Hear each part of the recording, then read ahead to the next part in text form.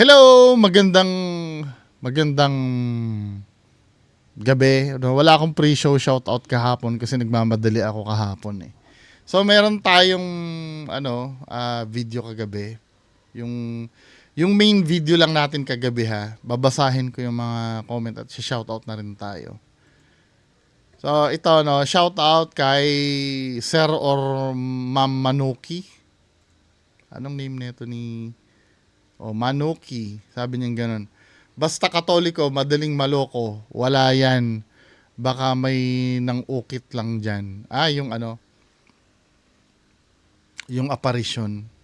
Hindi lang naman basta Katoliko. Kahit saang naman. Or dugo na nating Pilipino yung maging gullible. 'Di ba? Hindi walang kinalaman siguro yung religion. Meron nga diyan religion sinabi lang na absuelto yung miyembro nila. Naniwala na agad nang hindi nagsusuri I think walang kinalaman yung pagiging Katoliko. Lahat naman, 'di ba? Depende sa kasi minsan may mga gusto tayo mangyari, sa kagustuhan natin mangyari. Yung mga papabor doon sa gusto natin mangyari, automatic paniniwalaan agad natin. For example, ganito umaasa ka na makakatanggap ka ng regalo sa ninong mo ngayong Pasko. 'Di ba? Now, pag may nagkwento sa'yo, ay nakita ko yung ninong mo nasa mall. Mukhang may binibili na regalo para sa'yo. Dahil gusto mong mangyari, paniniwalaan mo yun. At darating yung time, ma-hurt ka pag hindi nagkatotoo. Anyway, next, Sir Ranel Padilla, hello. Sir Bungo, dagta lang yan ng puno. Umagos pababa. Tumigas yan na ang nabuo. Oo, mukhang dagta nga siya. Sir Ranel Padilla. Sabi ni Ma'am Mary Ann, naiintindihan ko po sa ngalan ng kahirapan kahit ano lang gagawin natin para lang isipin natin na may milagro. Igagalang natin ang isip ng isa. Pero kung gusto talagang himala o milagro, sana doon na lang itoon sa totoong bahay ng Panginoon at doon tayo malaya na isaloob ang gusto nating ipaabot o hilingin sa Panginoon. Sabi ni Ma'am Mary Ann. Sabi gano'n ni Sir Stephen House, para sa akin, reflection of light yan. Yung nagmulat. Yun nga rin ang Yun nga rin ang pagkakano Dahil glossy yung rebulto at a certain angle of camera, with the use of ring light, kaya nag-reflect siya. But di masyadong aninag yung reflection sa kabilang mata dahil sa angle ng camera at light. Tama ka, Sir, reflection yan. Follow up, tama findings ng manunuri. Late ko natapos. Wakoko. Anong Wakoko? Sorry. 'Di ba? Reflection lang talaga naman 'yun. Kung ako nga doon, dapat ni-replicate nila yung yung anggulo ng pagkuha ng camera Sabi gano'n ni Sir Ramnes Channel, Boss B, magandang gabi. Magandang gabi din sa Ramnes Channel. Sabi ni Sir Melvin Rabano, kahit saan naman magkakorte ang imahe, ganyan, himala na daw. Kahit sa inodoro pa yan. Sa puwet nga ng aso di ba? Tama, wait lang ha.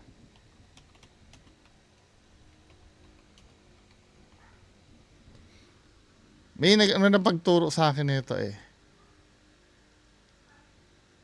Sa puwet nga ng aso Ayan kamukha ni Jesus. 'Di ba? Yan, nasa natin, alam mo yan, yung kung paano natin tatanggapin ng isang bagay. So, ibig sabihin, nagpakita sa puwet ng aso si Jesus. Grabe naman yan. Sabi ni Ma'am Clary Genus, hindi sa akin nagme-make sense yan. Maraming documented at recognized ng Catholic Church na apparition si Mama Mary. Bakit magre-resort pa siya sa ganyan? Ilalagay niyang imahe niya sa puno. Para saan pa kung gagawa naman, para saan pa kung nagawa naman niya before na nagpapakita talaga? Oo nga, no? Ba't kailangan magpakita pa sa puno? Sabi gano'n ni Bonnie from FNAF. Good day, Embo. Sana makakulab mo din ang bandang Tobero. Yung Slipknot ng Pilipinas yun, di ba? Sabi ni Paul Michael Gonzalez, dapat tingnan nila kung natatanggal. Hello, Joben TV. Sabi ganun uli ni Sir Paul Michael Gonzalez, kahit Katoliko ako, ayaw ko ng santo na nasa bahay. O kahit saan, para sa akin, ang santo ay dapat na nasa simbahan lang kung talagang may respeto tayo. Imagine mo yung santo nasa bahay nyo, tapos nag-aaway kayo at nagmumuran, o kaya nasa wallet mo tapos nagsusugal ka naman. Ang mga imahe replika ng mga banal na tao, lalo na ang imahe ni Jesus at Mary. Kaya dapat ilagay natin sa tamang lugar. Kaya tayo nababati ko sa mga Katoliko ay sumasamba sa imahe dahil dyan. Sabi gano'n ni Francis Dacat, sabi ni Manong Red tsaka Donsky at Ghost Hunter 88, sayang nakasurvive si Bungo sa meningitis. Malaya sa mga Pangulo. Kahit naman wala ako siguro, 'di ba? Yung ito ayoko kasing isipin ng tao na ako yung dahilan kung bakit nawawalan sila ng views ngayon. Hindi totoo 'yon. Alam niyo kung bakit? Ang subscriber nila Donsky at Kuya Red ay higit 300,000. Kasi kung ako ang dahilan kung bakit bumaba ang views nila, nasa akin na dapat yung mga subscriber na yon. Dahil ako ang nagmulat doon. Di ba? Kung ang narrative ako ang nagmulat sa mga yon, nasa akin na dapat sila ngayon. Pero hindi eh. Kasi ang katulad ng sinasabi ko matagal na, ang utak kasi ng tao, mga kababayan ko, nakadesign yan para matuto. Di ba? Pag paulit-ulit yung pattern ng ginagawa mo, matututo ang tao eh. Imposibleng hindi sila makakahalata na peke na. Katulad ng mga nagko-comment sa akin, kahit first time lang ako mapanood, sasabihin nila, oo, nahalata ko na nga yan eh. Ibig sabihin, hindi dahil sa akin.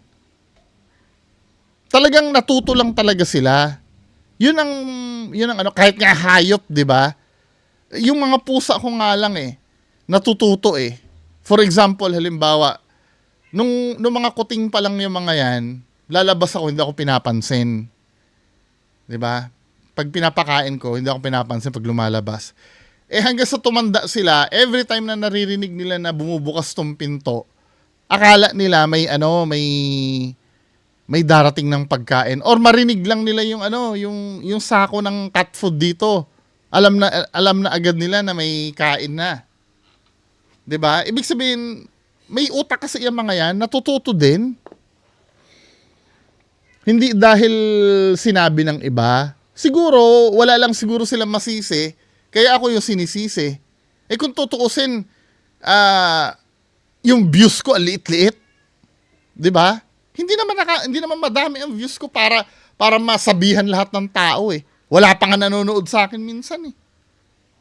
Kaya hindi ko pwedeng kunin yung credit na ako yung dahilan kung ba't nawawala na sila ng views.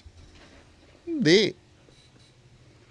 Ba't ako magki-claim niyan yung iba kusang natututo naman na.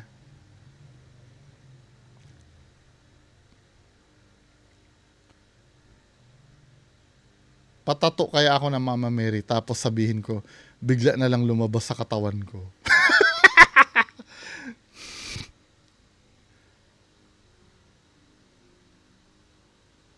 Diyos ko, pinagbintangan pa si Mary na nagbigay ng sakit. Oo no. Ang kwento niya kasi daw, nung nag-appear kasi daw yon, hindi niya napansin. Kaya daw nagkaroon ng enlargement siya ng puso. Diba? Sabi gano'n ni Ma'am Lynn Sudo, sa palagay ko, nililinis at pinupunasan lang ng langis o kung anong chemical para mapanatiling makintab ang rebulto. Tsaka sa pagkakaalam ko, wala ngang makapagpapatunay kung ano talaga ang muka ng Diyos ng Catholic. Sabi ni Ma'am Lynn Sudo. Hello, Ma'am Lynn Sudo. Sabi ni Sir GC719, Kahit kailan talaga mga tao kung ano-ano na lang ang maisipan gawin. Dapat nyo gawin, direct kayo ng magdasal sa Panginoon, hindi sa imahe o rebulto. Hello, Ma'am Kopi ko, dagta lang daw. Sabi gano'n ni Ma'am Emmy, Good PM Sarbungo, ang isip talaga nagko-control sa buong katawan natin eh. Oo nga. Diba? Hello! Sir Generi Studio. Hello, Braille Joban Gamyao. Sabi gano'n ni Sir Jan Chris, gandang gabi sir, bunga pa-request po nitong KMJS, pandagdag sa Holy. Ano to? May nakapila ako ngayon eh. Marami sa nag-request nung yung kamukha daw ng picture. Singit ko to, no? Sige, pag may time. Dinarayo daw ng mga deboto. Gawa sa bungo daw. Tingnan nga natin yan. Sige, mamaya. Kung may time ha, kung may time. Sabi gano'n, ano kaya significance ng santo pag horror? Kadalasan sa mga horror movies, lagi may santo na pinapakita eh. May kasi may takot factor kasi yun. Just imagine rebulto na nakaganon. Hello, Ma'am May Malagay niya. Kamusta na? Hello, Shantomoy. Ito, buti pa to. Di ko kontra ng kapwa Catholic. Sabi ganun.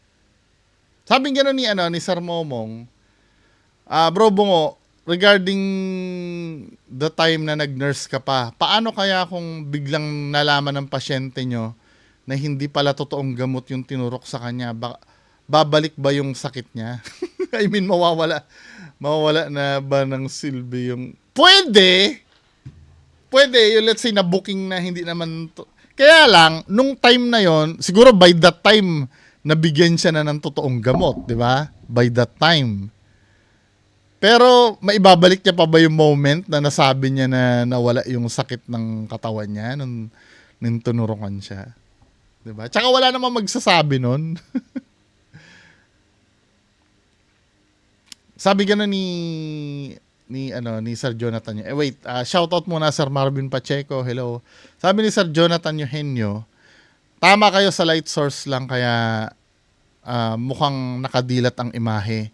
At dahil glossy yung talukap, nang tinamaan ng liwanag at sa anggulo ng nakatingin na yon, kaya mukhang nakadilat. Sabi ganun. Hello, Ma'am Ashley Mendoza. Parang dagta lang ata ang naghugis birhen ko, no? Igalang mo ang paniniwala. Hello, Sir Jonathan Eugenio. Tungkol sa naniniwalang paggaling sa nabuong imahe sa puno. Totoong hindi na natin masisisi. Unang-una, sa government hospital, sa mga probinsya o remote area, sa mahigit sa 1,000 pasyente, isa lang ang doktor. Kaya masusungit mga doktor bukod pa sa medyo maraming mababa ang kaalaman ng mga pasyente, kaya napapagalitan at nasisigawan ng mga doktor. Hello, Ma'am Hershey.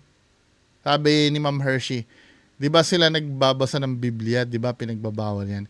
Di ako nagsisimba pero somehow may alam ako sa Biblia at gawa ng demonyo mga ganyan. Nalilinla. Oo, totoo ito. 'Di ba? Totoo 'yan.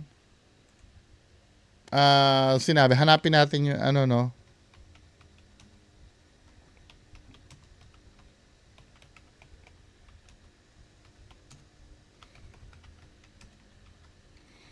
Gawain ng demonyo para iligaw tayo. Sabi sa Mateo 24, doon na tayo sa magandang balita, no? Magandang balita. Mateo 24, 24 to 25. Mateo 24, magandang balita. Para Biblia ito ng Katoliko. Balita. Mateo 24 to 25. Tama yung sinabi ni Ma'am. Sabi dito tayo sa magandang balita.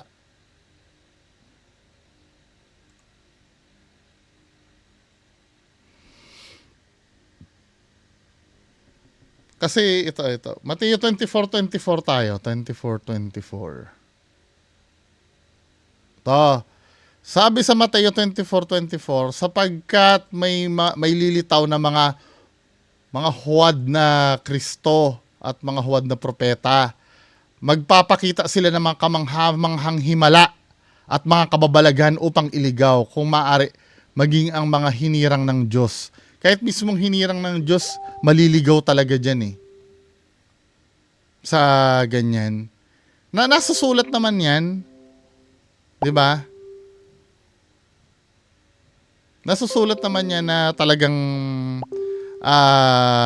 lilitaw yan. Ang goal niyan para iligaw tayong lahat. Next.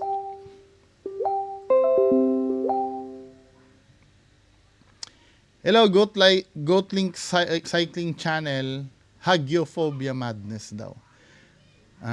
Sir Julian Lakyan, hello. Iba sagap ng paredolya ko, may karet. Ano daw tawag Madrid kakao? Feeling ko nga kamatayan ng itsura, di ba may ganon. Hello, Sir Martsan.